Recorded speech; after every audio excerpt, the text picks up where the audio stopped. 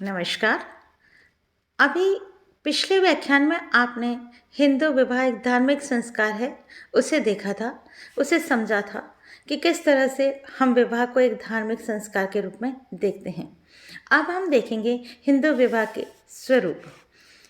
विवाह के स्वरूप से हमारा तात्पर्य विवाह बंधन में बंधने की वे विधियां हैं जो मनुस्मृति में बताए गए हैं, और वह हैं 8 स्वरूप हैं जो कि इस प्रकार है। पहला हम देखेंगे बाह्य विवाह।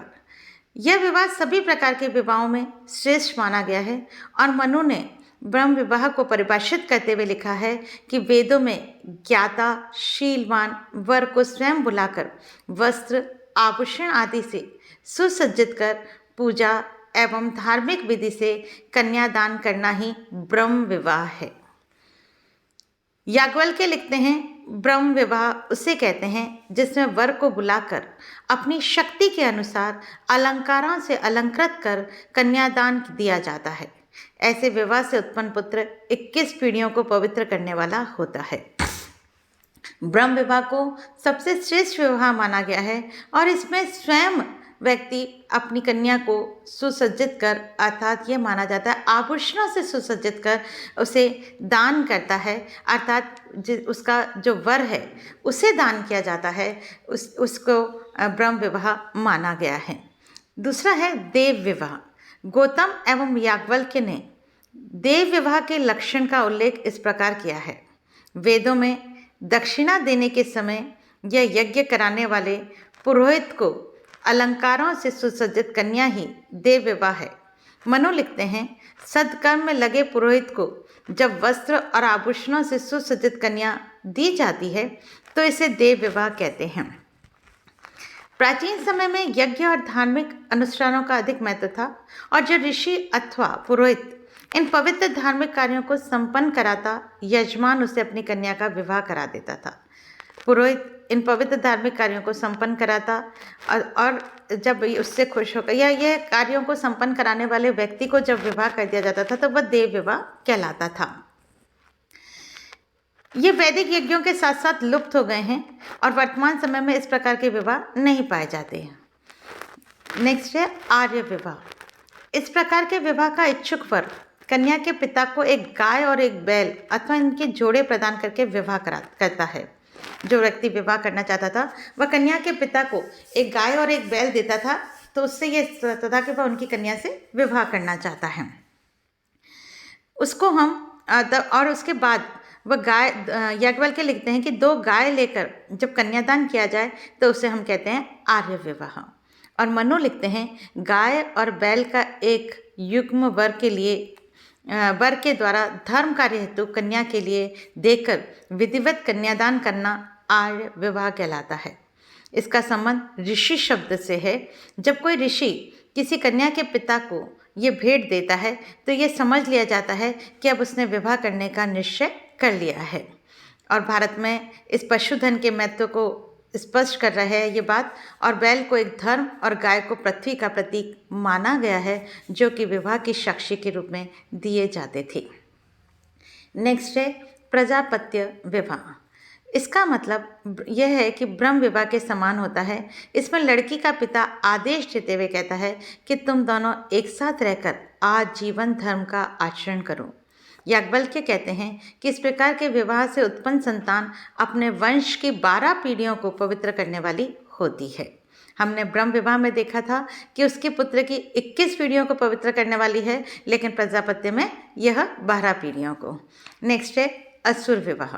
मनु लिखते हैं कि कन्या के परिवार वालों एवं कन्या को अपनी शक्ति के अनुसार धन देकर अपनी इच्छा से कन्या को ग्रहण करना असुर विवाह कहा जाता है।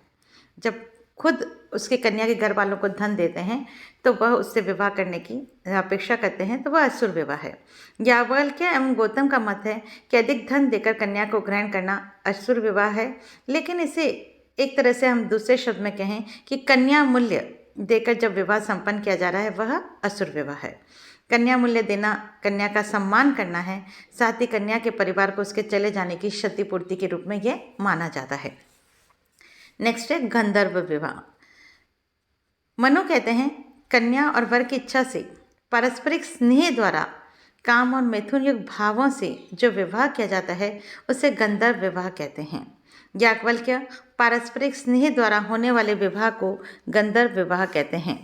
प्राचीन समय में गंधर्व नामक जाति इस प्रकार के विवाह किए जाने के कारण ही इसका गंधर्व विवाह नाम रखा गया है।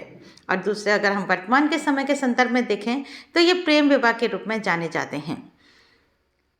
दुष्यंत और शकुंतला के द्वारा किया गया विवाह भी गंधर्व विवाह था। नेक्स्ट है राक्षस विवाह।